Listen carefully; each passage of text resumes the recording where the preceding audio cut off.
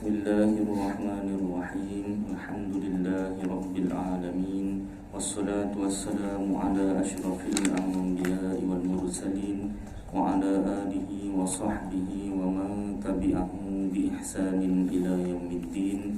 Amma ba'd. Alhamdulillah, syukur kepada Allah Subhanahu wa taala. Takdir Allah yang sejak azali Allah Ta'ala zahirkan, Allah Ta'ala jadikan kita dapat sama-sama sambung belajar ataupun ulang kaji ilmu tauhid khasnya dan ilmu agama yang lain amnya. Seperti biasa kita mulakan dengan salawat Ibrahimiyah. Kita baca sama-sama.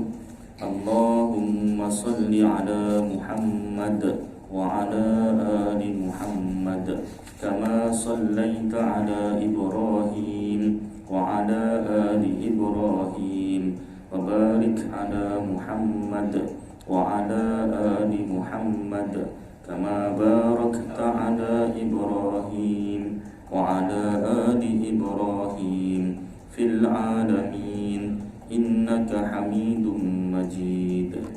Alhamdulillah. Yang berusaha Tuan Pengerusi Surau Al-Munawwarah Taman Nusa Bayu, yang dihormati Tuan Timbalan Pengerusi Surau, Warisan AJK Surau, yang dikasihi tuan-tuan imam, tuan-tuan bilal, muslimin, muslimat. Tak ada muslimat, muslimin ya. Penonton mungkin ada muslimat. Muslimin, muslimat yang dirahmati Allah Subhanahu wa taala. Sebelum kita sambung bacaan kitab Fathul Iman, suka untuk saya kongsikan kitab Matla'ul Badrain wa Majma'ul Bahrain. Matla'ul Badrain wa Majma'ul Bahrain, iaitu bagi Syekh Muhammad bin Ismail Daud Fatani, ulama Fatani, iaitu tentang kelebihan menuntut ilmu, supaya semangat untuk kita terus menuntut ilmu dan kita sampaikan kepada kawan-kawan, ahli keluarga, jiran-jiran yang lain insya-Allah. Baik, ke surat 4.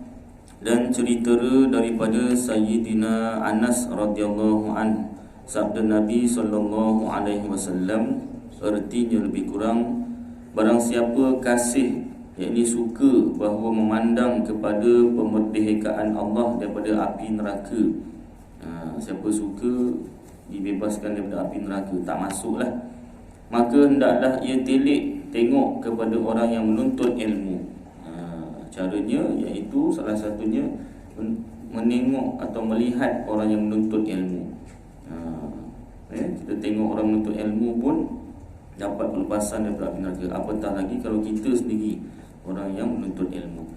Dan orang yang mendengar akan ilmu, tengok orang yang mendengar akan ilmu, maka demi Tuhan diri Muhammad pada tangan Allah, iaitu kudratnya, tangan Allah, ini kudrat Allah, kuasa Allah, tiada daripada orang yang belajar ilmu dan orang yang mendengar ilmu berjalan ia kepada babul ilmi, melainkan di surat, yakni ditulis oleh Allah baginya dengan tiap-tiap langkah ibadat setahun. Satu langkah.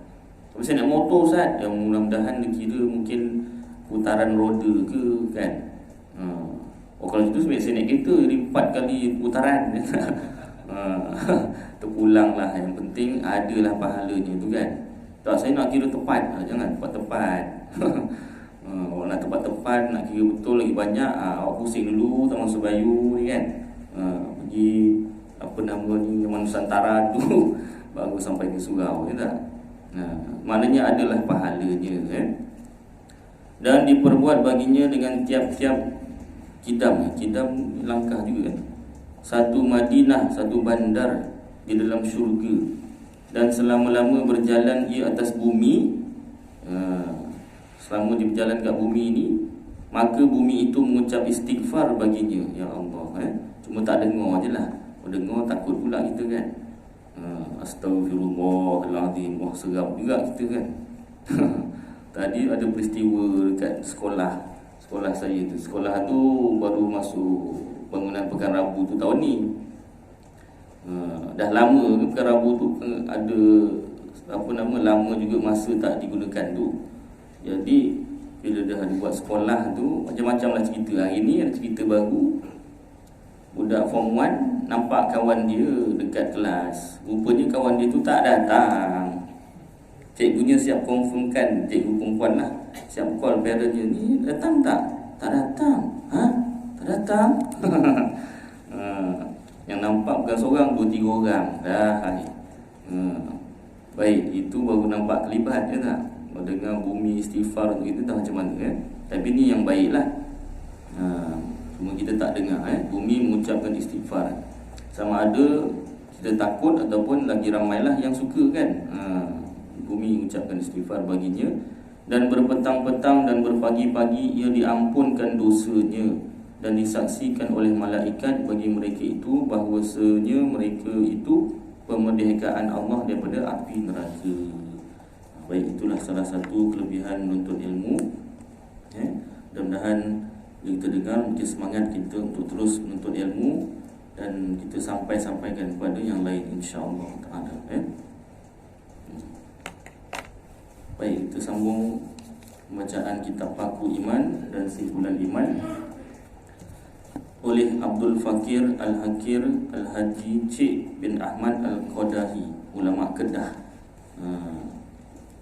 Diselenggara, kalau yang Rumi ni diselenggara oleh Khuwaidimullah Anwar bin Haji Mu'ai.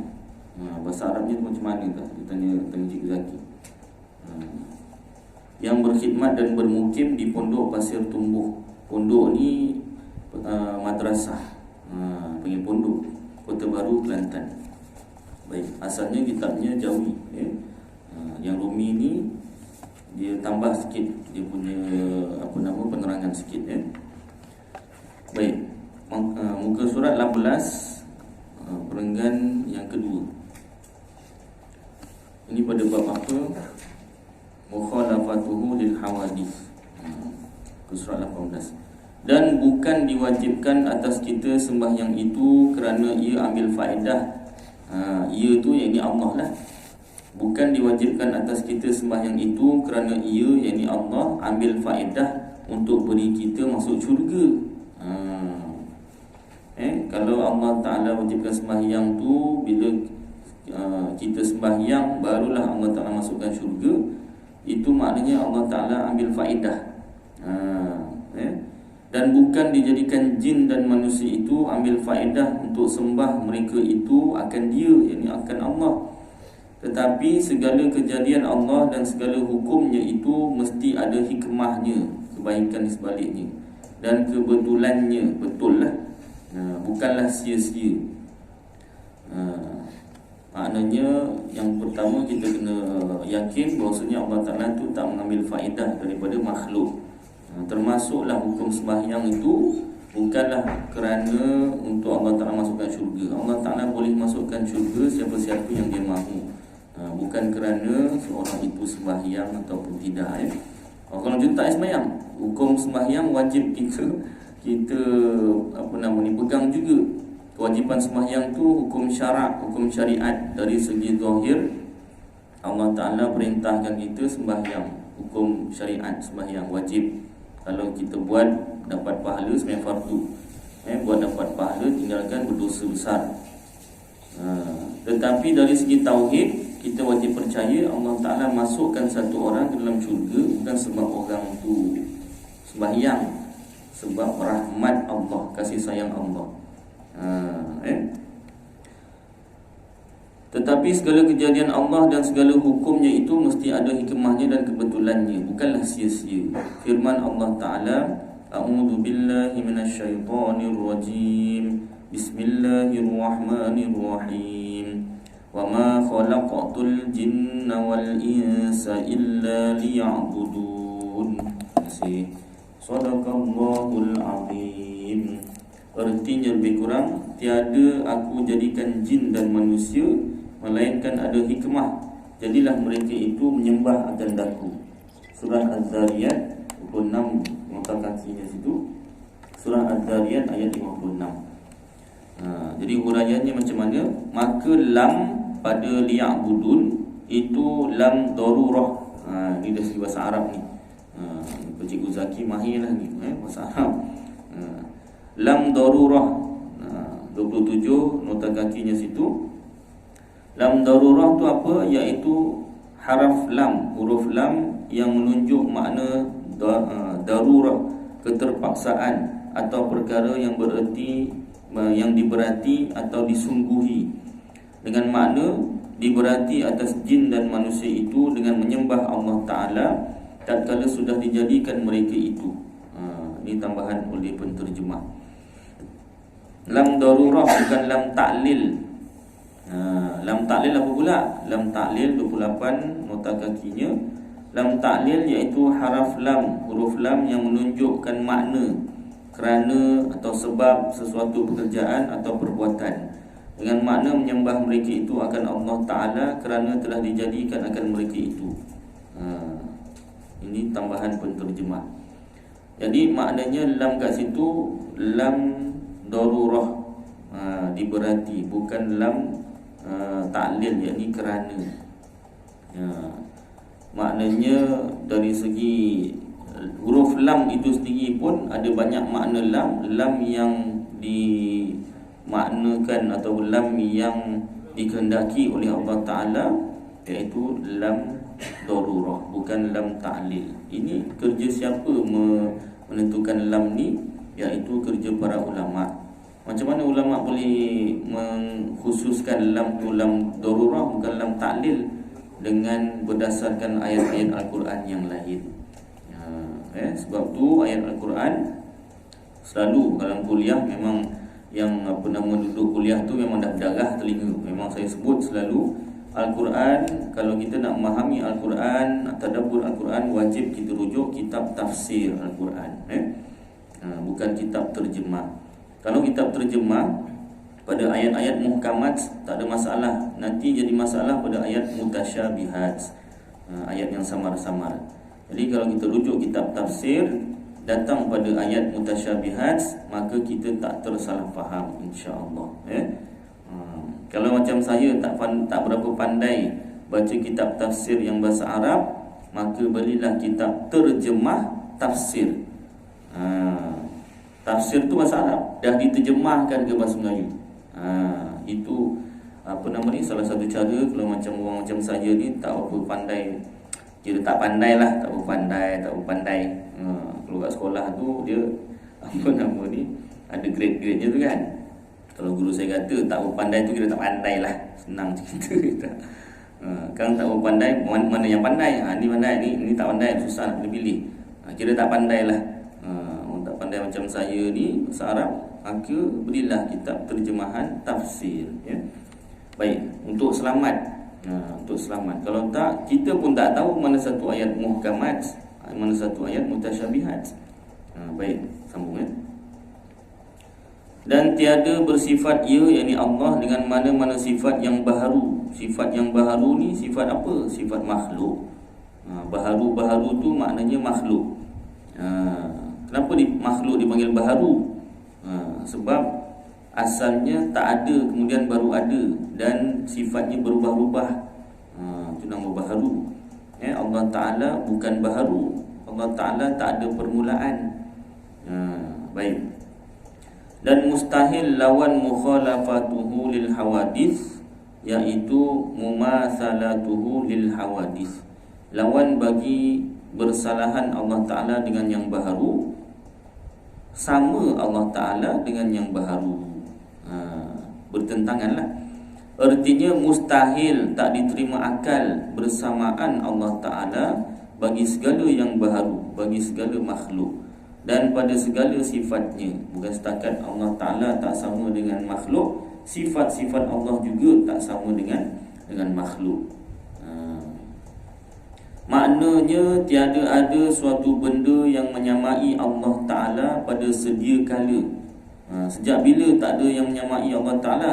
Sejak tiada mula. Dia kata tiada sedia kala tu sejak tiada mula, sejak makhluk belum ada.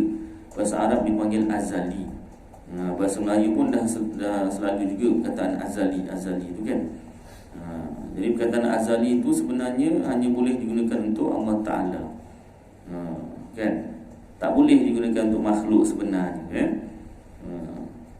Kalau nak guna perkataan azali, contoh untuk apa dipanggil, apa dah dipanggil, nak ngurat tu kan. Apa benda nama dia tu? Apa dah yang cia-cia-cia tu apa? Apa benda dah nama dia tu? Cintaku kepadamu sejak azali lagi. Tak boleh. Yang kekasih dengar, mana boleh guna azali untuk makhluk? Tak boleh. Tak boleh. Tak boleh. Habis cintaku sejak lahir pun tak boleh. Lahir tak kenal aku lagi. Habis cakap apa? Adalah tak payah cakap I love you je dah. Dah je lah. Kan? Suami isteri lah yang bagus. Kekasih belum kahwin ni jangan. Kena jaga apa batas-batas. Perkataan pun kena jaga. Bukan batas aurat je, batas perkataan pun kena jaga. Itu sebab kena ada apa nama ni, mahram. Nak jumpa yang belum kahwin, nak jumpa kena ada mahram. Yang lagi bagus jumpa kat rumah je dah, sudah. Tak. Keluar nikah, dia bila berdua ada jadi tiga. Yang ketiga tu syaitan. Tak, ni ada bawa adik mana tahu apa-apa. adik. Tak, ni kita bukan berdua je ni, bawa adik tu bagi gula-gula dah, gula-gula tengok bagi handset, video pinipin dah tak tahu apa dah, kakak dia, abang tu buat apa dah, tak ada apa dah. Pandai ni bawa adik tu kan. Tak boleh, ikut hukum tak boleh lah. Jadi kita kalau sebagai ibu dan bapa kan, kena bertegas juga perkara tu kan. Baik, sambung balik sini. Jadi ceritanya tadi apa? Pada sedia kala Allah Ta'ala tak ada yang sama dengan Allah Ta'ala pada sedia kala, sejak tiada mula, sejak makhluk belum ada, sejak azali, dan sentiasa sampai bila-bila. Tak ada yang sama dengan Allah Ta'ala. Maka mustahil, yakni tak diterima akal, ia jirim. Ia yakni Allah jirim, objek yang memenuh lapang. Objek ni memerlukan lapangan, ruang pada zatnya, pada dirinya, diri Allah. Allah Ta'ala, ini dijelaskanlah. Makhluk kan salah satunya jirim, objek, memerlukan ruang dan lapangan. Allah Ta'ala bukan objek, bukan jirim, tak perlukan lapangan, ruang pada zatnya, pada dirinya. Dan mustahil, yakni tak diterima akal, ia yakni Allah jisim yang latif. Jisim, objek yang latif. Latif ni halus, yang tiada memenuh lapang. Seperti cahaya tu halus. Dan zulmah ni kegelapan. Allah Ta'ala bukan cahaya dan bukan kegelapan. Dan seperti malaikat, contohnya malaikat lah. Baik.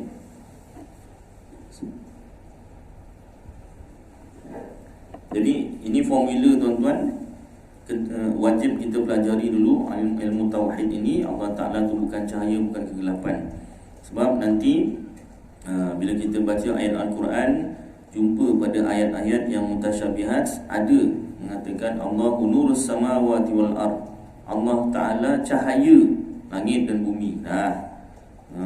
Itu sebab bila kita baca terjemahan Al-Quran, kita akan jumpa Allah Ta'ala itu cahaya langit dan bumi. Kita pun kalau tanpa ilmu tauhid yang mantap dan tanpa pengetahuan tafsir, kita boleh tersalah faham. Ini ayat Al-Quran, Allah Ta'ala sendiri yang mengatakan Allah Ta'ala itu cahaya. Dah habis dekat situ. Terpesong dekat situ. Terpesongnya tu akidah pula tu. Bahaya. Jadi bila kita belajar tauhid, Allah Ta'ala tu bukan cahaya, bukan kegelapan, maka kita belajar pula ilmu tafsir, maka ditafsirkan bukan makna Allahu nurus samawati wal ardu, Allah tu cahaya. Tidak, Allah yang menjadikan cahaya langit dan bumi. Jadi fahamlah kita, tak terpesonglah kita. Jadi maknanya tuan-tuan, bukanlah antara kitab tauhid dan Al-Quran itu kita kena dulukan kitab tauhid daripada Al-Quran. Bukan begitu maksudnya. Dari segi sumber hukum, ia memang Al-Quran tu yang pertama. Kemudian hadis, ijma' dan qiyas. Itu sumber hukum. Maknanya kita dapat hukum-hukum, ilmu-ilmu yang lain tu daripada Al-Quran. Yang mengeluarkan hukum, mengeluarkan ilmu daripada Al-Quran itu siapa? Para ulama. tahap kita, tahap saya lah terutamanya, tak jadi macam sahabat bila disampaikan wahyu satu ayat Al-Quran, maka faham sahabat akan segala jenis ilmu daripada ayat Quran tu. Saya tak macam tu, kita tak macam tu. Bila dibacakan ayat Quran, maka terbukalah segala ilmu daripada ayat tersebut. Kita punya tahap, para sahabat dah sampaikan kepada tabi'in, tabi'in dah sampaikan kepada tabi'ut tabi'in, maka sampai pada kita, kitab-kitab para ulama, kita pelajari ilmu tauhid, fikih, tasawuf secara tersusun. Kemudian kita dah faham, dah fokus, barulah kita belajar tentang tafsir. Baru kita ilmu yang aku belajar tauhid, fikih, tasawuf ni, ini ayat Qurannya ni berkaitan. Macam tu baru dapat kita kaitkan. Kira macam terbalik lah. Kalau sahabat dulu belajar daripada Rasulullah SAW, Rasulullah sampaikan wahyu Al-Quran, maka sahabat pun faham segala cabang ilmu berkaitan ayat Al-Quran tu. Sampai pada kita sekarang ni tak boleh macam tu. Bukan tak boleh tu sebab tak dibenarkan, boleh dibenarkan. Kalau tahap pengetahuan kita tu sama dengan sahabat, jadi caranya terbaliklah. Kita belajar dulu kitab-kitab para ulama yang paling ringkas, kemudian yang agak rencam sikit, kemudian yang paling detail, barulah kita pelajari tentang tafsir, barulah kita faham, yang aku belajar ni, ilmu-ilmu ni, ini ayat Qurannya berkaitan. Gitu kan. Macam ni juga, diterangkan dulu, kemudian disebutkan ayat Quran yang berkaitan. Itu sedikit lah, tak banyak ayat Qurannya. Maknanya dia banyak ceritakan tentang formula-formula tauhid tu dahulu. Macam juga seperti cahaya dan zulmah dan seperti malaikat. Dalam kitab ni tak disebutkan ada ayat Al-Quran yang mengatakan Allah itu cahaya, tak disebutkan. Pasal apa? Kalau disebutkan bukan tebal macam ni kitabnya, bukan nipis macam ni, jadi tebal lah. Mungkin macam ni. Jadi kita belajar ringkas dulu, yang ringkas, barulah masuk pada yang agak tebal, yang lebih detail, satu persatu. Ini yang saya sebut ni, dah tahu nipis, Ustaz kita tambah buat apa? Saya tampuh sikit lah, tambah sikit yang saya tahu, supaya jelas sikit. Kenapa diterangkan dulu formula ni. Macam matematik, dululah ceritanya, dulu suruh dihafal sifir. Dulu hafal sifir, sekarang dah tak ada, tak payah hafal. Disuruh hafal sifir. Bila dah hafal sifir, paling tidak 1 hingga 10. Jadi segala masalah matematik tu mudahlah untuk dijawab. Itu punya darab dengan bahagi kan. Tapi kalau tak dihafal sifir tu, agak susah untuk sifir tu banyak tu je, belakang buku tulis, belakang tu pendek sikit aja. 1 hingga 10 sampai 12 tu kan.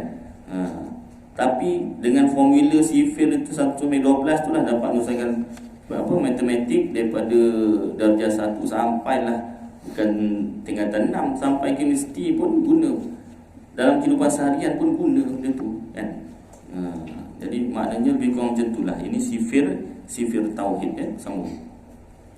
Dan mustahil ia, yakni Allah jauhar fird. Kat sini kata fird, jauhar farad kalau bahasa Arabnya kalau tak silap.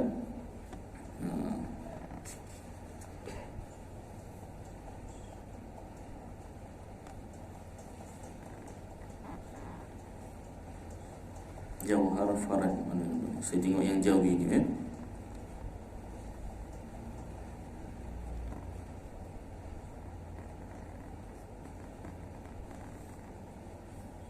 Jauhar farad. Kat sini tu jauhar fird, jauhar firdun. Baik, artinya jauhar firdun tu apa? Artinya suatu benda yang sangat halusnya, yang tiada menerima bahagi, tak boleh dipecahkan lagi. Kalau kita belajar dulu atom, tapi rupanya bila atom tu ada pecahan lagi, nukleus dengan proton proton dengan neutron tu macam mana kan, lupa dah. Tinggal 20 tahun dah tinggal biologi. Jadi maknanya benda yang tak boleh dibahagi lagi, Allah Ta'ala bukan Jauhar Firdun atau Jauhar Farad. Bukan benda yang tak boleh dibahagikan lagi dah. Dan mustahil ia, yakni mustahil Allah arad. Arad tu apa? Iaitu sifat yang berubah-ubah, yang tiada sah, terasing daripada jirim. Sedang cerita arad tu sifat makhluk. Sifat makhluk berubah-ubah lah. Dulu kecil, sekarang dah besar. Dulu dewasa, sekarang dah tua. Dulu tua, sekarang dah apa nama ni, kalau nak di convert ke Melayu masa tu, dulu subuh dah masuk zuhur, dulu zuhur dah masuk asar, dulu asar dah masuk maghrib. Isyak dah kat dalam. Pasal dah gelap kan. Kubur kan gelap. Dah isyak tu kira dah masuk dalam tu. Maghrib dah hujung-hujung lah. Masih terang-terang ada cahaya sikit-sikit tu kan. Biasa orang tukarkan ke macam tu kan. Kalau yang yang standard sikit orang panggil warga emas. Jadi nampak emas sikit lah kan. Jadi macam berharga lah. Kan. Baik. Jadi berubah-ubah, yang tiada sah, terasing daripada jirim. Yang namanya arad ni sifat makhluk mesti dalam jirim, mesti ada pada jirim. Jirim ni objek. Seperti segala warna, putih, kuning. Contoh putih. Saya nampak benda putih. Benda apa Ustaz? Ataupun saya pakai benda putih. Pakai apa Ustaz? Pakai kopiah. Kopiah. Dia mesti ada bendanya. Saya naik kenderaan warna merah. Kenderaan apa Ustaz? Warna merah je saya naik. Yelah warna merah, tapi apa bendanya tu apa? Merah tu sifat Ustaz, arad. Dah belajar kan. Merah tu arad Ustaz. Jirim ni apa? Soalan dia dah lain, dia dah belajar. Lain soalan dia kan. Jirimnya motor. Motor. Barulah boleh diterima akal kan. Baik. Tu contoh-contoh sifat warna. Gerak tu pun sifat. Bergeraklah. Apa yang gerak Ustaz? Handset saya. Handset. Dia tak boleh bergerak aje, tak ada bendanya yang bergerak. Macam mana bergerak je tapi tak ada bendanya kan? Tak diterima akal. Diam. Dah diam dah. Apa yang diam? Handset saya. Yang tadi gerak dah diam. Bau. Bau lah. Kalau ada bau mesti ada bendanya. Bau wangi mesti ada minyak wanginya. Bau busuk ni mesti ada najisnya ke apa ni kan. Tengok cicak terbakar dekat Swiss. Biasalah tu kan. Bau hangus ni kan. Apa tak masak tak apa, bau macam apa dengan chicken grill je kan. Punya cicak terbakar. Bau mesti ada bendanya. Bau apa? Tawar, rasa. Apa yang tawar? Masin, apa yang rasa masin? Pedas, manis, sejuk. Cukuplah saya bagi contoh tu, kita baca je. Sejuk, panas, basah, kering, muda, tua, hampir. Ni kira banyak juga ni. Jauh dan lainnya daripada segala arad. Arad ni sifat makhluk. Banyak lagi sifat makhluk. Ni contoh saja. Sekalian itu mustahil atas Allah Subhanahu Wa Taala. Allah Taala tidak ada warna, tidak geram, diam, tidak gerak, diam, tidak ada bau, rasa tu semua, tidak muda, tidak tua, hampir ke, jauh ke, tidak. Itu formula tuan-tuan. Sebab apa? Formula kita kena tanam dulu, sematkan dalam hati dulu pemikiran kita, yakin dengan 100%, supaya nanti bila jumpa ayat Al-Quran ataupun hadis, ada ayat yang mengatakan Allah Ta'ala tu seolah-olah ada jarak, hampir ke, jauh ke, saya lupa ayat Qurannya apa tu, tapi maknanya bila formula tu kita dah pegang, bila kita jumpa ayat Al-Quran begitu, ni kita rujuk tafsir. Ini maknanya ni bukan Allah Ta'ala ni hampir ni, dekat ni, bukan ni. Rujuk kita tafsir, baru kita faham, maknanya bukanlah jarak Allah Ta'ala tu ada jarak dari segi dirinya, bukan. Hubungan kita dengan Allah Ta'ala rapat ke, jarak ke, hubungan Allah Ta'ala, Nabi dengan Allah Ta'ala rapat, hampir, itu maksud sebenar. Baik, sambung. Dan mustahil ia, yakni Allah, ada pihak. Pihak ni arah lah. Maka tiada baginya hadapan. Tiada bagi Allah itu hadapan, depan, atau belakang, kanan atau kiri, atau atas atau bawah. Maknanya 6 je, Ustaz. Bukan depan, bukan belakang, bukan kanan, bukan kiri, bukan atas. Maknanya Allah Ta'ala kat tengah. Tengah tu tak disebutkan. Bukan maknanya Allah Ta'ala dekat tengah. Maknanya tengah tu dah termasuk dalam 6 tu. Contoh, hadapan saya ada abang baju biru. Belakang saya ada dinding. Saya kat tengah-tengah. Tengah-tengah ni sebenarnya hadapan dinding, ataupun belakang abang baju biru. Kalau abang baju biru depan lah, maknanya saya kat depan, kan? Jadi maknanya tengah tu termasuk sebenarnya dalam yang 6 tu. Kanan kiri contoh. Kanan saya almari, kiri saya kitab Fadilat Sedekah contoh, kan? Saya tengah-tengah. Tengah-tengah saya ni, saya sebenarnya di sebelah kanan kitab Fadilat Sedekah, ataupun sebelah kiri almari. Jadi atas bawah saya tak perlu buat lah contoh, maknanya tengah tu tak disebut. Kenapa? Sebab dah masuk dalam 6 tu. Jadi Allah Ta'ala tidak berarah. Kenapa penting disebutkan begini? Nanti saya dah sebutkan kat atas tadi itulah. Maknanya akan ada ayat Al-Quran yang mengatakan Allah Ta'ala itu di atas. Ada hadis yang mengatakan Allah Ta'ala turun ke langit dunia. Itu semua menunjukkan arah. Jadi bila kita belajar ilmu fardu ain, ilmu tauhid, dah ada formula kita dalam keyakinan hati kita tu dah ada. Jadi kita tak tergugat dengan ayat Quran. Ayat Quran tu salah. Tidak. Ayat Al-Quran itu wajib dirujuk kitab tafsir. Contoh kitab tafsir, Ustaz, kitab Marahul Labid, kitab tafsir Marahul Labid, atau dipanggil kitab tafsir Al-Munir, kitab tafsir Baghawi, kitab tafsir Jalalain, kitab tafsir Al-Futuhatul Ilahiyah, kitab tafsir nak sebut semua pun tak ingat. Tak, maaf. Itu yang saya ingat. Ustaz baca semua? Tak. Baca tajuk aja. Baca tajuk aja. Guru saya pun ngajar tak semua, tebuk-tebuk sikit ayat-ayat mutasyabihat, contoh-contoh ayat mutasyabihat.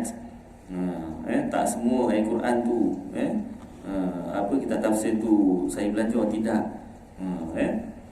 Jadi maknanya kitab-kitab tafsir tu menerangkan apa makna ayat-ayat mutasyabihat. Ayat mutasyabihat ni apa? Ayat yang samar-samar.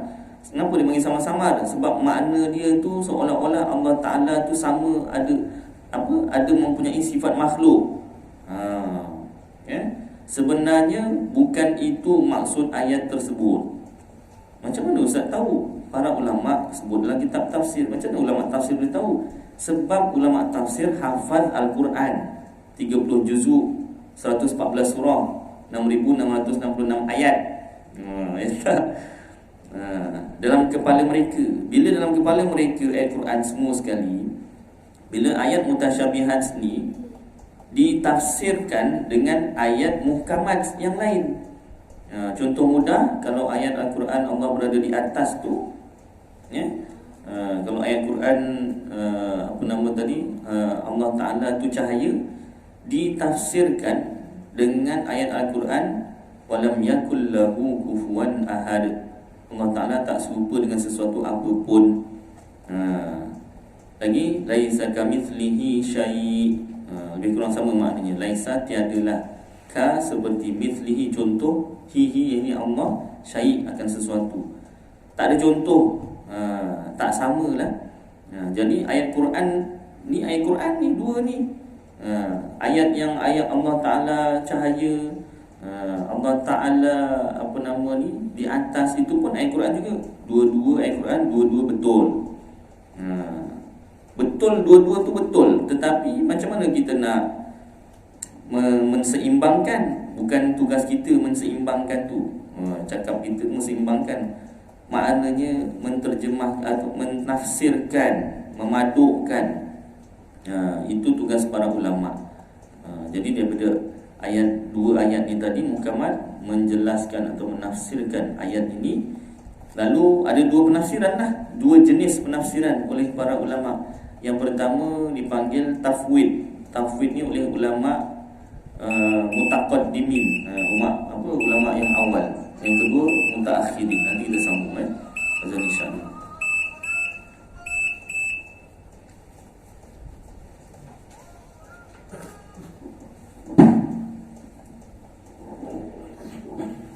Subhanallah walhamdulillah wa la ilaha illallah wallahu akbar wa la hawla wa la quwwata illa billahil aliyyil azim.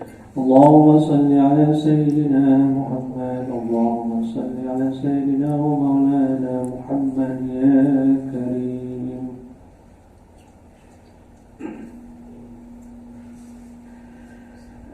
Allahu akbar, Allahu akbar,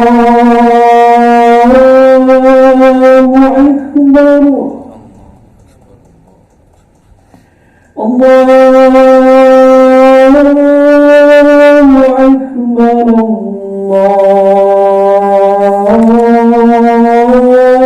Allahu akbar. Ashhadu an la ilaha illallah.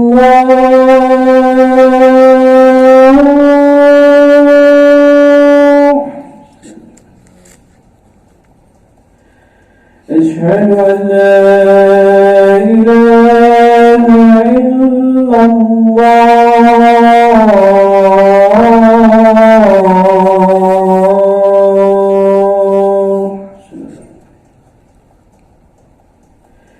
أشهد أن محمدا رسول الله.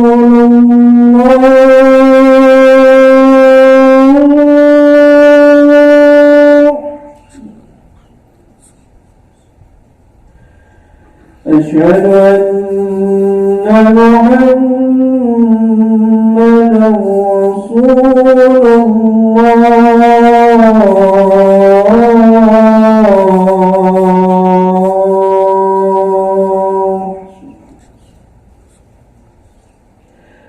حي على الصلاة.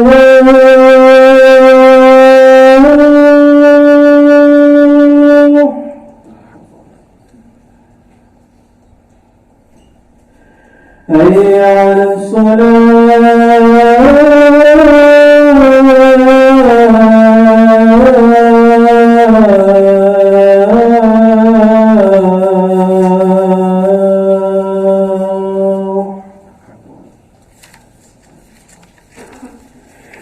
حي على الفلاح.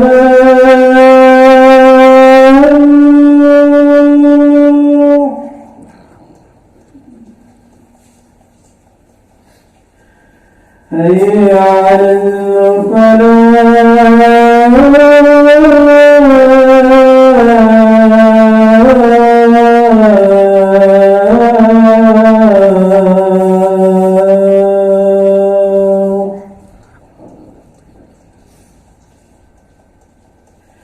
الله أكبر،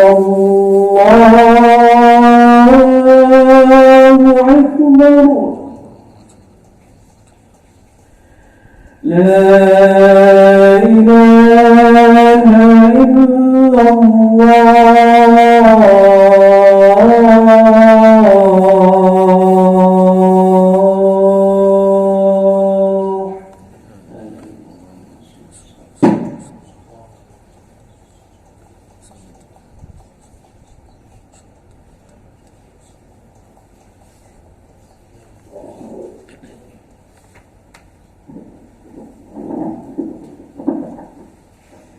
Sambung sikit ya. Jadi bagi ayat Al-Quran yang mutasyabihat sini ada dua jenis penafsiran. Yang pertama dipanggil tafwid, serah maknanya kepada Allah, iaitu para sahabat radhiyallahu anhum majma'in. Mereka menerima ayat mutasyabihat dengan mengatakan Contoh ayat Allah Ta'ala berada di atas arash, mereka serahkan pada Allah makna sebenarnya.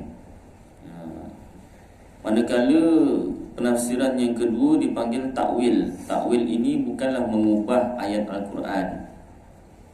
Kalau mengubah ayat Al-Quran, maknanya dibaca pun bukan Ar-Rahmanu 'alal arsy istawa, dibaca lain. Jadi takwil ini ialah mengubah makna perkataan ayat Al-Quran itu kepada makna yang sesuai, bukan ikut suka hati. Sesuai itu bukan ikut suka hati, tepuk dada tanya selera, bukan. Kerja memindahkan makna istawa itu kepada istaula. Istawa tu maknanya bersemayam, duduk semayam, alal arsy, di atas. Ditakwilkan, dipindah makna kepada istaula, iaitu wilayah-wilayah, menguasai arash. Jadi pentakwilan ini berdasarkan ayat Al-Quran yang tadi itu, walam yakul lahu kufuwan ahad, dan juga laisa kamitslihi syai'. Dan penafsiran ini bukanlah oleh satu orang atau dua orang, malah ramai, ijma', sepakat para ulama di seluruh dunia yang bersetuju dengan pemaknaan tersebut. Dan para ulama ini bukanlah dia ni bersetuju tu ataupun sepakat tu atas kerana jawatan tertentu, tidak. Bukan kerana ni dia ada jawatan ni, ni jawatan ni, jadi kita sepakatlah. Tak, dia bersetuju tu kerana ilmu yang dimiliki. Maknanya dari segi hafaz Al-Quran, hafaz beribu-ribu hadis.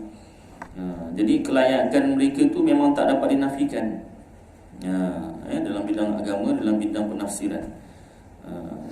Baik, kemudian dua cara penafsiran ini, satu dipanggil tadi mutaqaddimin, yang kedua mutaakhirin. Itu bagi ayat-ayat mutasyabihat. Baik, sambung sini. Dan tiada baginya muka. Itu formula. Kenapa dia sebut macam tu? Sebab memang ada ayat Quran Allah Ta'ala firmankan, wa yabqa wajhu rabbuka dzul jalali wal ikram. Kalau makna literalnya, makna dari perkataannya saja, wa yabqa, dan kekallah, wajhu rabbuka, wajah Tuhan engkau. Nampak tu. Kalau satu orang lah, kita pula jadi kalau satu orang membaca terjemahan Al-Quran, dibaca makna wa yabqa wajhu rabbuka, dan kekallah wajah Tuhan engkau, dan dalam hati dia memang percaya Allah Ta'ala tu ada muka. Sedangkan dia baca ayat Al-Quran, tapi silapnya dibaca terjemahan. Maka terjemahan tu yang boleh merosakkan akidah dia. Kalau dibaca Al-Quran saja, dia tak tahu makna dia, dapat pahala setiap huruf 10 pahala dia. Satu huruf 10 pahala ni baca Al-Quran. Tapi dek kerana dia baca ayat Al-Quran, kemudian dia baca terjemahannya, lalu dia berfahaman dia memang Allah Ta'ala sini berfirman dia ada muka. Takkan nak dinafikan. Bahaya kat situlah. Kalau macam tu kita harapkan terjemahan, saya tak ada kuasa. Tak apa, ini agak kontroversi, tapi ini ilmu tuan-tuan, atas dasar ilmu saya sampaikan. Tanggungjawab saya sebagai pemegang tauliah ni memang kena sampaikanlah. Harap-harap diterima dan tidak disalahertikan. Ni ustaz ni mengajar untuk menentang siapa-siapa. Tidak. Ini saya sampaikan ilmu saja. Baik. Kemudian, dan tiada baginya, yakni Allah, mata atau telinga. Ini kekurangan saya lah. Mungkin saya tak jumpa ayat Quran mata atau telinga ni, saya belum belajar atau sebagainya. Tapi dari segi formula, begitulah. Disebutkan muka, mata, telinga. Maknanya contoh makhluk tu kan ada muka, ada mata, telinga kan. Allah Ta'ala tiada mata, tiada telinga. Sebab itu semua makhluk. Dan tiada baginya, yakni Allah, lidah. Allah Ta'ala tak ada lidah. Dan tiada baginya tangan kanan atau kiri. Ini ada ayat Al-Quran. Allah Ta'ala jadikan Nabi Adam dengan tangan kanannya.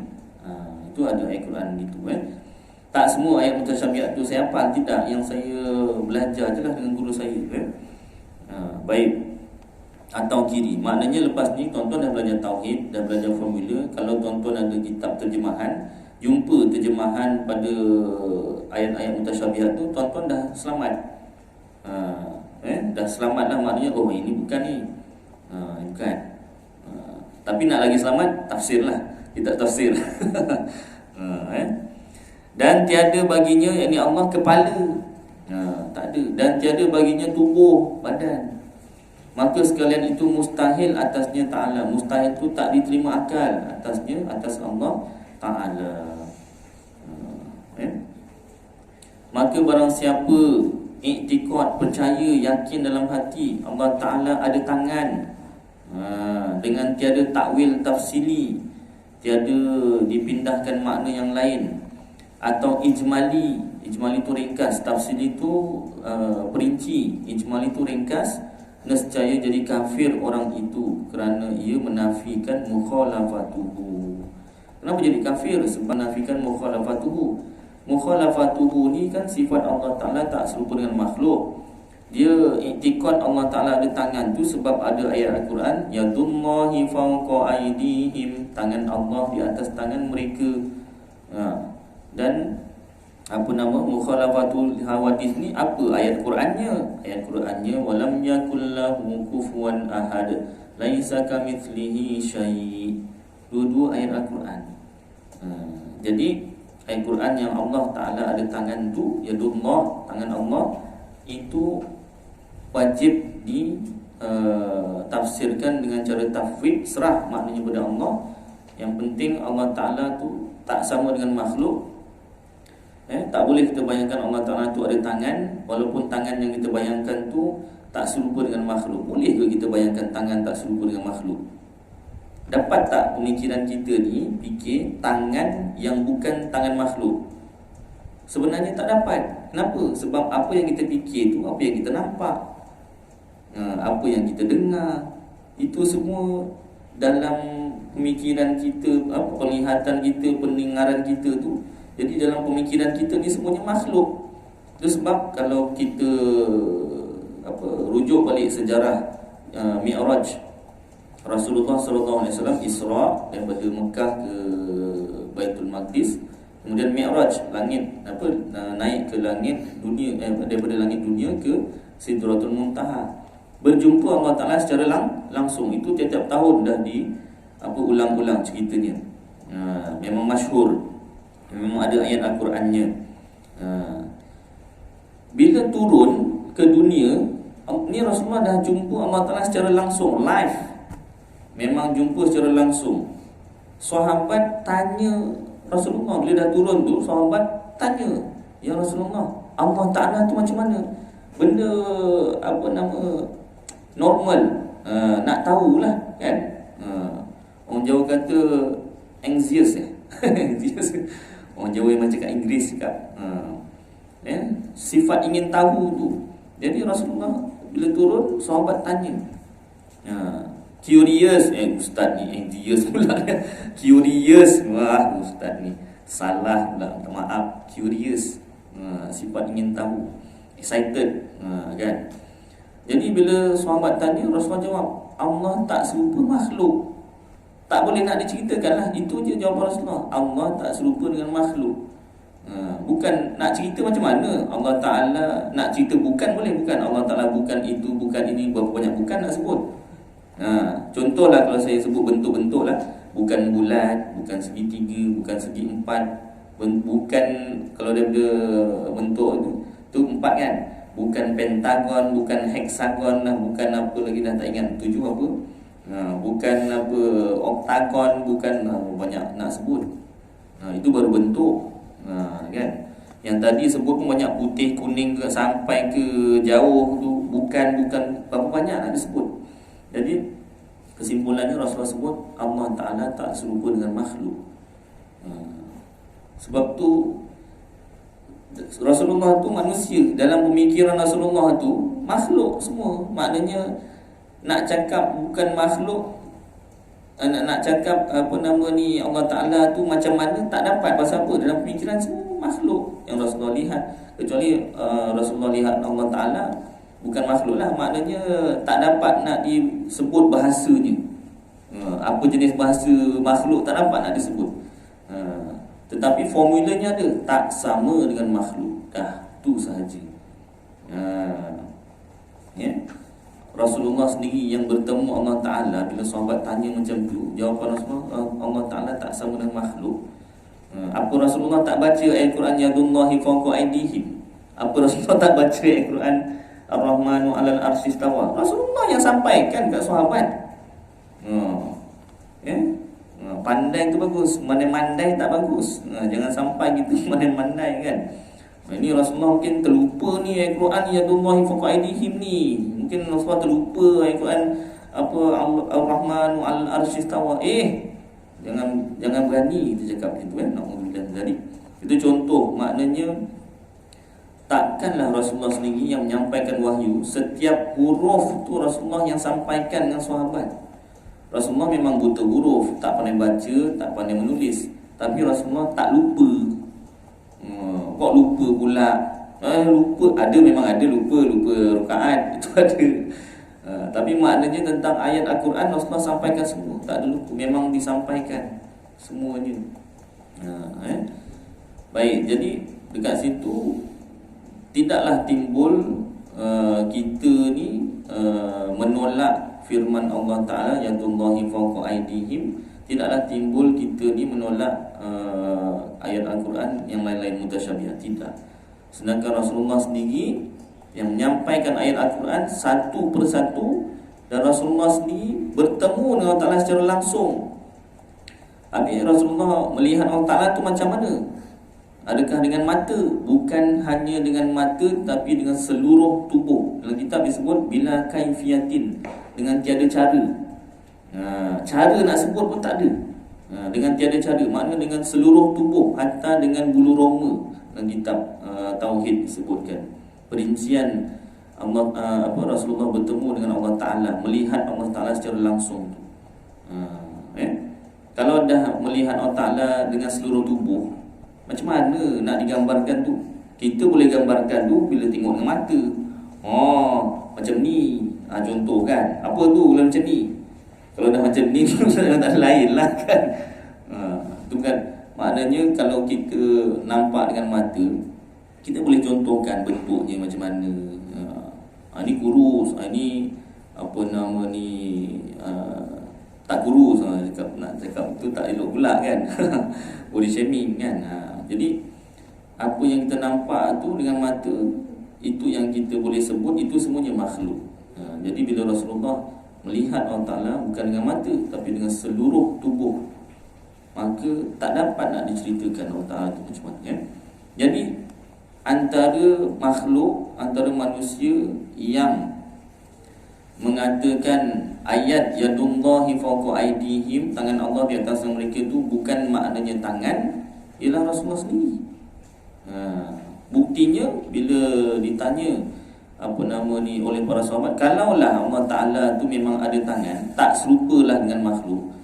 Rasulullah akan cakap Allah Ta'ala ada tangan, cuma tak serupa dengan makhluk. Tapi tak timbul perkataan macam tu. Allah tak serupa dengan makhluk, itu saja.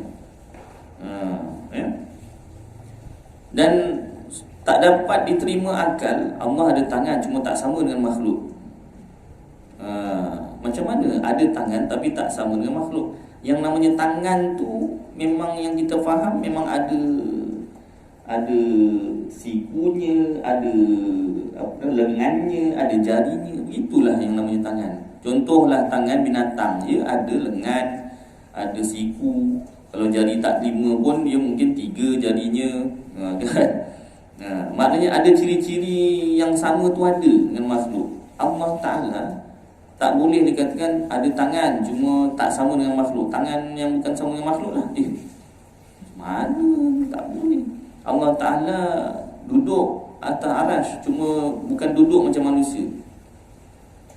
Bukan duduk macam makhluk. Yang namanya duduk yang kita faham ni mesti ada punggung, mesti ada tempat duduk. Tu aras lah tempat duduk. Baik, mesti ada benda yang diletakkan tempat duduk tu, punggung lah. Benda tu semuanya tak dapat diterima akal. Ni kita nak ikut Quran ke akal, Ustaz? Yang namanya Al-Quran itu diterima oleh akal.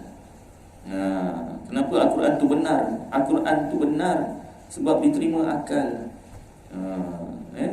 Ni kita lebihkan akal daripada Al-Quran. Tidak. Al-Quran tu diterima oleh manusia yang sejahtera. Maknanya kita terima Al-Quran tu sebab apa? Dia menenangkan fikiran, bertepatan dengan akal kita.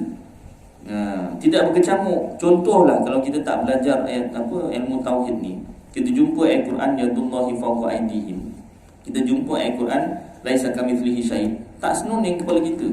Apa ni? Kejap kata Allah Ta'ala ada tangan, kejap kata Allah Ta'ala terserupa makhluk. Ni macam mana ni? Tak faham lah. Lama-lama menolak benda tu. Pemikiran kita tak dapat terima, memang kita akan tolak. Na'udzubillah min dzalik. Jadi penafsiran itu penting oleh para ulama. Ayat Al-Quran ini makna sebenar tangan Allah berdasarkan laisa kamitslihi syai', kuasa Allah. Kan Allah Ta'ala dalam ayat Quran lain, Allahu ala kulli syai'in qadir, ada sifat kudrat lah, ada sifat kuasa. Dan bertepatan juga dengan ayat laisa kamitslihi syai', maka yadullah, tangan Allah ini makna yang sesuai ialah kuasa Allah. Yadullahi fawqa aydihim, tangan Allah di atas tangan mereka, kuasa Allah ke atas makhluk ni tadi, tangan makhluk. Jadi sejahteralah pemikiran. Sejahteralah pemikiran manusia ni.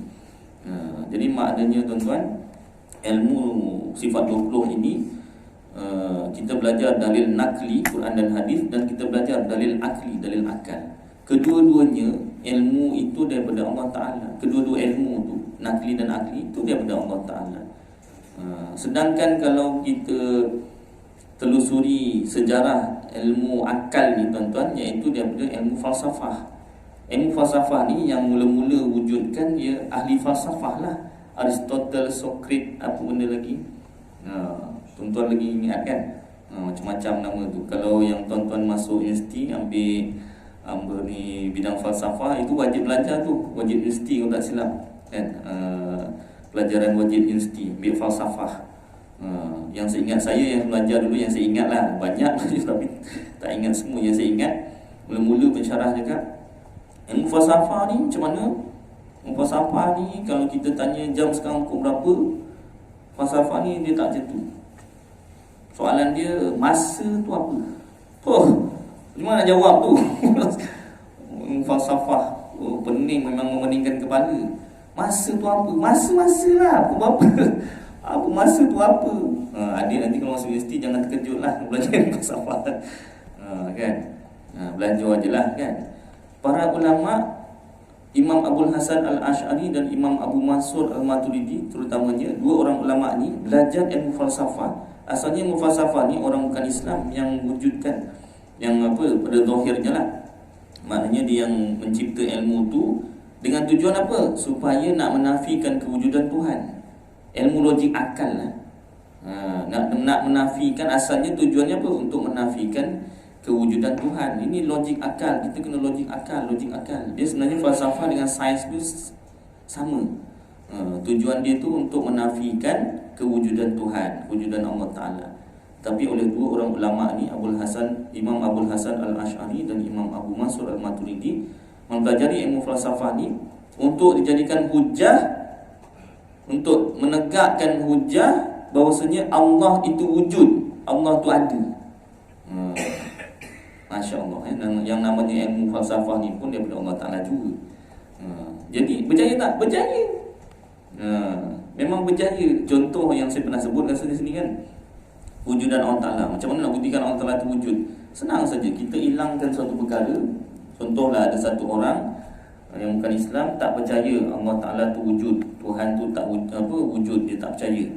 Kita ambil pinjam barang dia, handset ke, kali ni yang pinjam handset, pinjam kunci kereta pula, BMW 740. 740 woi. Pinjam kunci. Pinjam kunci je, pinjam kunci kereta. Pinjam kunci kereta, bukan pinjam kereta. Okey, tutup mata, kita pun simpan. Okey, buka mata. Okey, you punya kunci tadi kan? You tutup saja mata, hilang kunci. Hayya, you jangan macam ni lah. I baru angkat tau itu 740. Ya tak? Alah, betul lah, you jangan tak percaya kan? Kawan dengan I sudah lama. I pun mana pernah tipu. Tak adalah, ni kali you memang tipu lah. Kata kan? Mana boleh hilang macam tu saja, mesti you sembunyikan ni. Dah mau I mau balik. Ini I marah. Kan?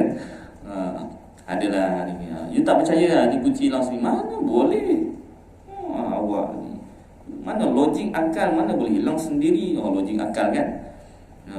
Ya ke? Kalau macam tu maknanya satu benda mesti ada yang jadikan lah. Ya mestilah. Tapi ini dunia besar jadi sendiri je. Sudahlah, mau balik lah. You ni semua fikir.